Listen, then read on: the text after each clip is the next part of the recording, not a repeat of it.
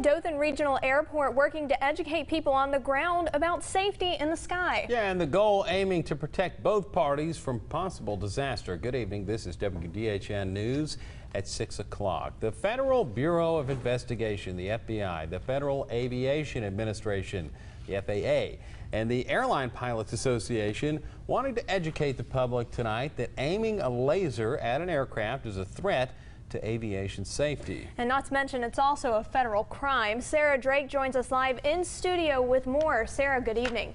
Good evening. The FAA says you can use a laser to make your cat chase its tail, but aim it at an aircraft and you could be needing bail. How much harm can one little laser pointer do? Actually, a lot.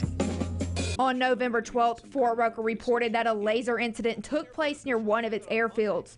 According to the Federal Aviation Administration, many high-powered lasers can distract or temporarily blind pilots, potentially putting the lives of many passengers at risk of crashing. The potential, if it does happen, the severity of what it could cause, you know.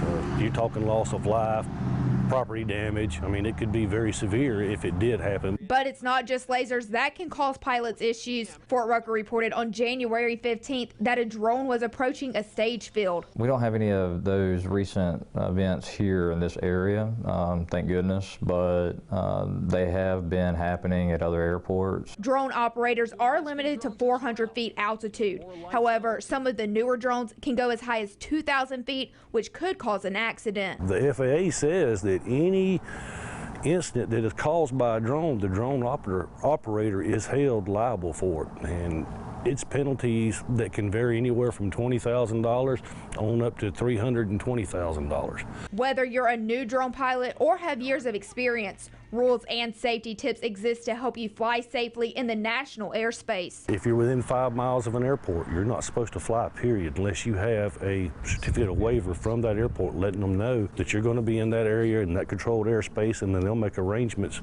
to make sure that there's no manned aircraft in that area where you're going to be flying.